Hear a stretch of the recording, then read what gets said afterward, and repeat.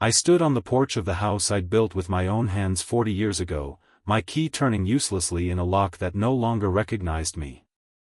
The metallic scraping sound echoed through the quiet morning, each failed attempt driving the reality deeper into my chest. My son's wife had changed the locks. On my own home. The home where I'd raised Daniel, where his father and I had planted the oak tree in the backyard, where I'd nursed my husband through his final days. 3 months after I'd welcomed her and my son to live here while they got back on their feet, she'd erased me from my own doorstep. My hands trembled as I pulled out my phone. Daniel didn't answer. Of course he didn't. Rebecca had been working on him for weeks now, planting seeds of doubt, rewriting our family history with herself as the hero and me as the burden. I could see it happening, watched helplessly as my son's eyes grew distant, as his visits to check on me became shorter, as her voice in the background grew louder whenever we spoke. I sat down on the porch swing, the same one where I'd rocked Daniel through countless summer evenings, and let the morning sun warm my face. At 72, I'd survived plenty of storms. But this one cut differently. This wasn't weather or fate or bad luck. This was my own family, turning the sanctuary I'd offered into a weapon against me. The neighbor, Mrs. Chen, peered over the fence, concern etched across her face. "Margaret? Are you locked out?" "Something like that," I managed, trying to keep my voice steady. She knew. The whole street probably knew. They'd watched Rebecca's car take my spot in the garage. They'd seen the gradual takeover, my flower pots replaced with her modern planters, my welcome mat swapped for something sleeker. The transformation of my home into her vision, one small territorial claim at a time. "Come have tea with me," Mrs. Chen offered gently. "We'll figure this out." But I shook my head. I needed to think. My daughter Lisa lived 3 states away, building her own life. I couldn't drag her into this mess. My savings were modest, carefully managed, enough to sustain me but not enough for a protracted legal battle. And the house was technically in Daniel's name now. I'd signed it over last year when Rebecca had convinced me it would simplify estate planning and protect my assets. She'd presented it as looking out for my best interests, and fool that I was, I'd believed her. Around noon, Daniel's truck pulled into the driveway. He looked exhausted, defeated, and couldn't meet my eyes. "Mom, Rebecca thinks it's better if you stay with Aunt Joan for a while. Just until we work some things out." "Work what out, Daniel? This is my home. The house is in my name now, Mom. Legally, it's complicated." His voice cracked.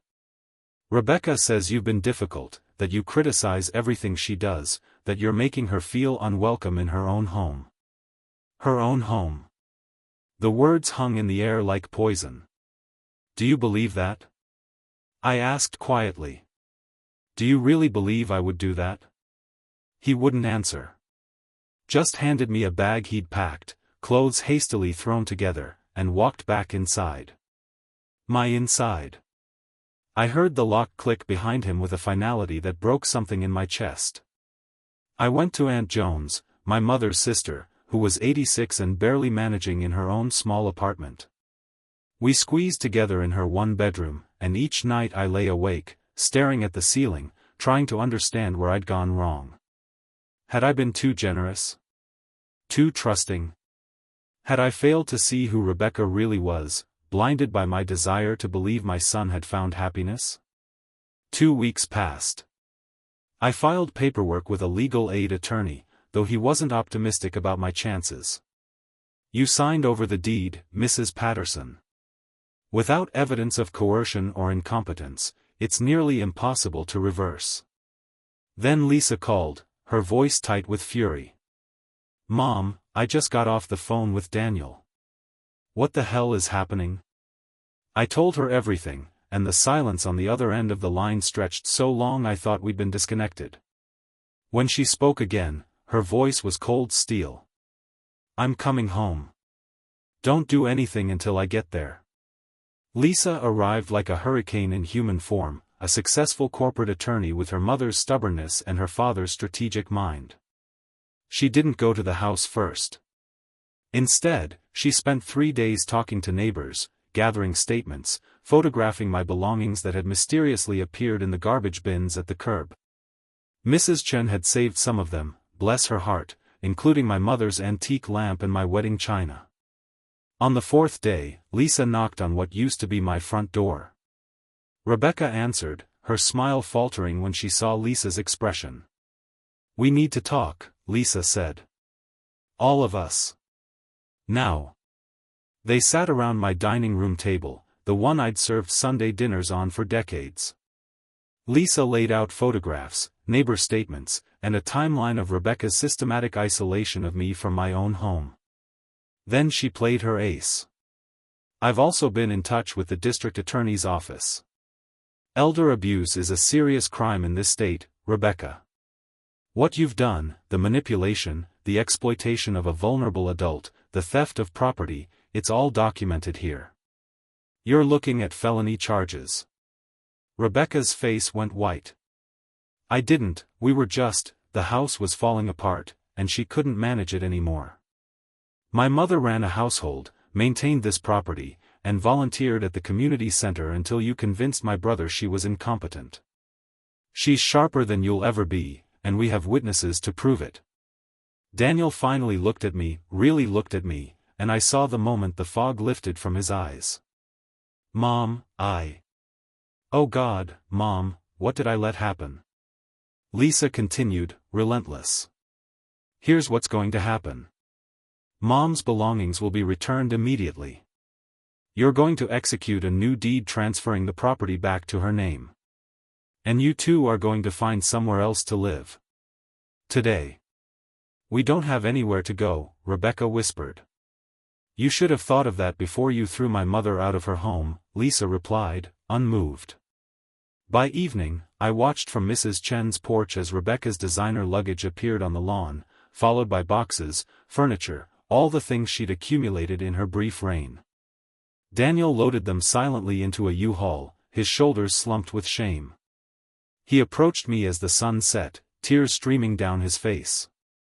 "I don't know how to apologize for this, Mom.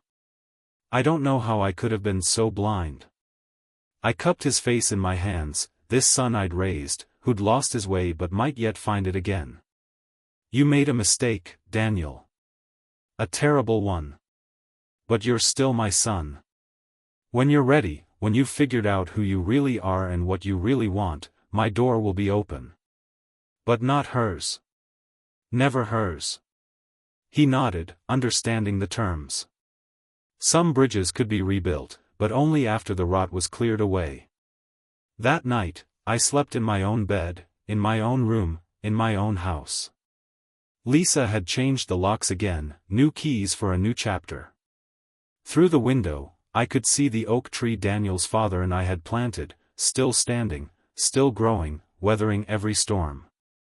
The next morning, I made coffee in my kitchen and sat on my porch swing, watching the neighborhood wake up. Mrs. Chen waved from her garden. The mailman smiled and handed me my mail, not someone else's. A cardinal landed in the oak tree and sang. I'd learned something in those dark weeks. Kindness isn't weakness, but it must be tempered with wisdom. Generosity doesn't mean giving away your dignity. And sometimes, the most selfless thing you can do is stand firm in your worth, refuse to be erased, and trust that truth has a way of rising to the surface. My home was mine again. But more than that, I'd reclaimed something Rebecca could never take. The knowledge that I deserved to be here, that my life had value, that my story wasn't finished. And that, in the end, was worth more than any house could ever be.